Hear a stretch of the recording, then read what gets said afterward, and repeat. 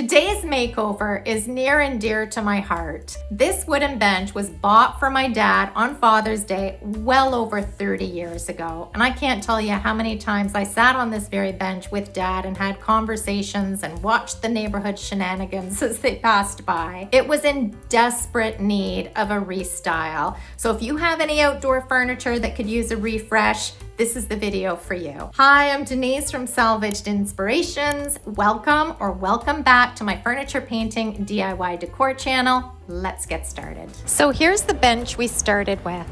For decades, it sat proudly on our front porch, and I can't even count the number of times I sat with my dad on this very bench in deep conversation, and other times just in silence, watching and taking in the weather or the neighborhood life. It got moved to the backyard and sat under an apple tree for many years. So it's been sitting in the snow, it's been sitting in our humid hot summers all year round. So it is in quite rough shape. Andrea and I have been meaning to give Dad's bench a little love for quite some time now. To prepare this bench for its new look, we started by giving it a hose down. We did the top, we flipped it over, we did the bottom. Once it was all sprayed down, we took out a sponge and gave everything a really good cleaning. We've lucked out with some really good weather, so once the bench was totally clean, we let it dry for the rest of the day and overnight. The following day, Andrea took out a sander and sanded down the wood slats. She also sanded some rust off the wrought iron sides. And I just have to say, for a bench that's 30 plus years old, I mean, it's slightly warped in some areas. The slats have been a little out of kilter. But aside from that, you know what? This is solid. It is such a solid bench. We even considered taking it apart to do this makeover so we could stain separately from the paint. However, because some of the slats are slightly warped, we would have had a really hard time putting it back together. So if you're working with an older piece of furniture, it's sometimes better just to leave it as is and find a way to work around the different steps. Top of the wood slats, very easy to sand. The little bit of rust that was on the wrought iron, very easy to sand. And the sides of the slats, we found it much easier to sand with a sanding sponge. Once everything was sanded smooth, or as smooth as it could get, we used a dollar store brush just to wipe off all the excess sanding dust. Then my sister had an even better idea. Just bring out the blower and blow it all off. Genius, Andrea. Once all the dust was blown off, it was time to start masking off the wood slats so we could paint the wrought iron. My little Gidgee decided to keep us company, and I always like saying to her, if you had hands, you'd be helping. To make the wrought iron sides look fresh and new again, we went to Home Depot and picked up this Ultimate Control 5-in-1 black spray paint. It has 5 settings, with the first setting being a very wide fan spray. And then as the numbers continue, it goes to a thinner line spray. I'm not sure if the can we picked up was defective, but the number 3 nozzle did not work at all. And as we sprayed, it just kind of leaked out. The paint leaked out, and Andrea's hands got really messy with paint as it just seemed to drip down the can while spraying. So I'm really glad that I tried this, because I do like trying different products that they come out with. And Rust-Oleum is awesome, just awesome.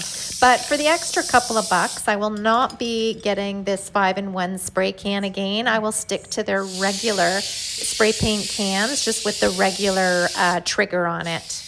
And I have to say, as always, this Rust-Oleum, it gave awesome coverage in just one coat.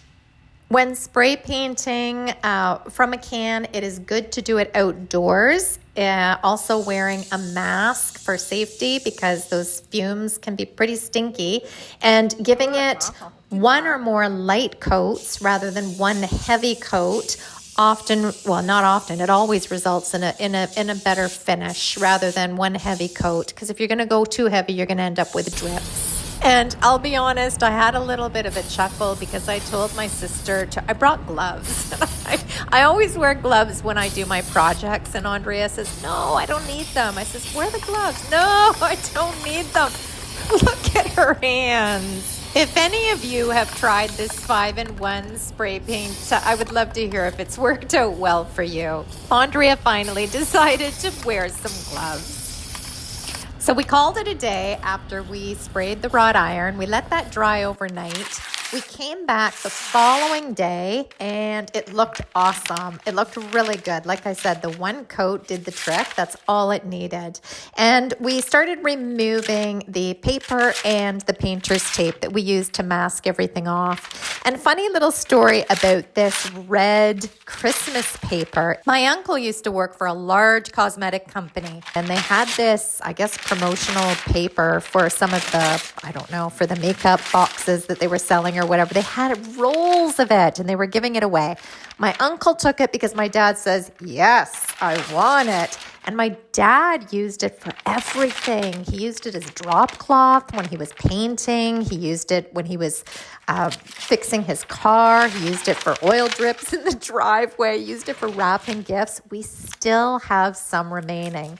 So when you're masking off your furniture, you can just use whatever you have on hand. And this paper has come in handy for so many years. Now it was time to pick a stain color, and I always recommend testing your stains on the wood that you're going to be staining it on before tackling the entire project. Stains can vary in color and intensity depending on the species of the wood you are staining. So Andrea and I tested 3 stains: espresso, black, and golden ash. And from the can, golden ash was my least favorite. It looked like baby caca. But once we applied it and wiped it back, golden ash for the win. I know that it was so sunny. I can see that the video is not showing up the color 100% correct. I'm not used to videoing out in the strong sunlight, but it is gorgeous. It's just a beautiful, beautiful stain. Applying gel stain is super easy. I open up the can. I give it a really good mixing. Then I like using inexpensive chip brushes to apply gel stain. And I just paint it on. I dip the brush into the gel stain and paint it on in a painterly fashion. Then once it is on the wood, I wipe the excess back using a lint-free cloth or a shop towel. And I always make sure to work in very manageable sections. In this case, I worked the individual slats one at a time. We started staining the back of the bench before we flipped it over to do the front. And I just wanted to mention that if you're painting something that has 2 sides, make sure that the stain doesn't build up on the underneath, because then if it dries and you're staining over it, it could cause a little bit of blotchiness. So I did make sure when I was wiping it back that there was no blotching on the other side of the slat, so I wouldn't have that issue when we flip it over. And also, as I mentioned at the beginning, earlier in the video, golden ash doesn't look great when you're first applying it on. It really doesn't. But that just goes to show that it doesn't matter what it looks like in the can or as you're applying it wet onto your project. It's what it looks like once you wipe it back and it gels and melds with the wood that you're staining. Because once you wipe this golden ash off on this bench, it looks awesome. Just check out the before and after of these wood slats. To stain the entire bench took us 15-20 minutes with both of us working on it. I was doing the back slats while she was doing the front, and then we would kind of swap.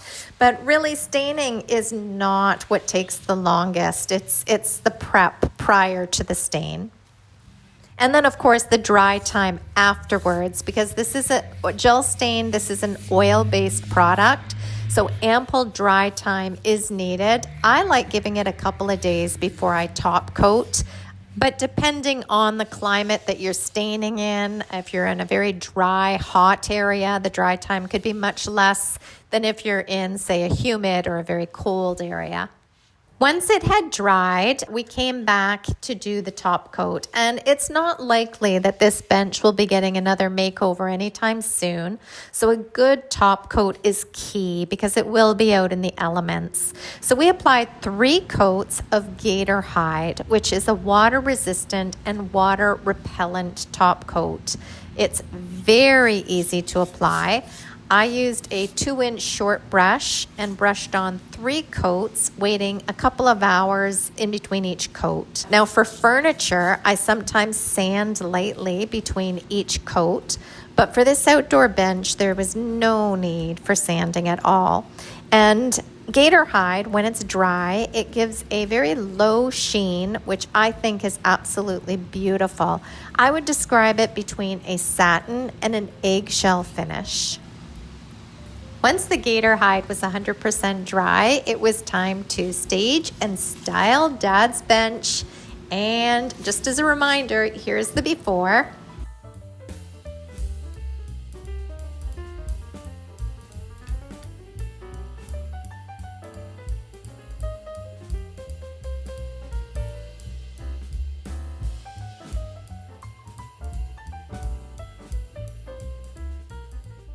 And here's the after. And you know what? He would be so darn pleased that we took the time to refresh this bench. I think it looks just lovely. And Andrea and I had such a good time working on it together. It brought back a lot of nice memories.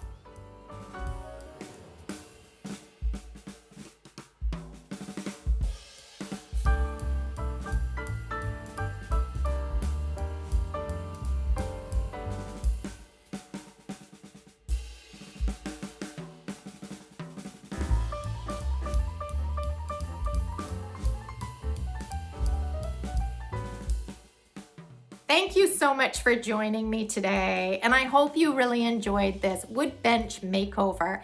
It was such a pleasure working with Andrea side by side, and I know that if Dad was around, he would love this makeover and that we took the time to do it. I'm sure it'll last another good few years. Feel free to leave a comment down below. You can also like and subscribe here on YouTube. You can also find me over at salvagedinspirations.com, where I have over 600 furniture painting and DIY decor tutorials. And we have a sign up for free email list where all the videos and step-by-step written tutorials get sent right to your inbox. Until next project, have a great week. Bye guys.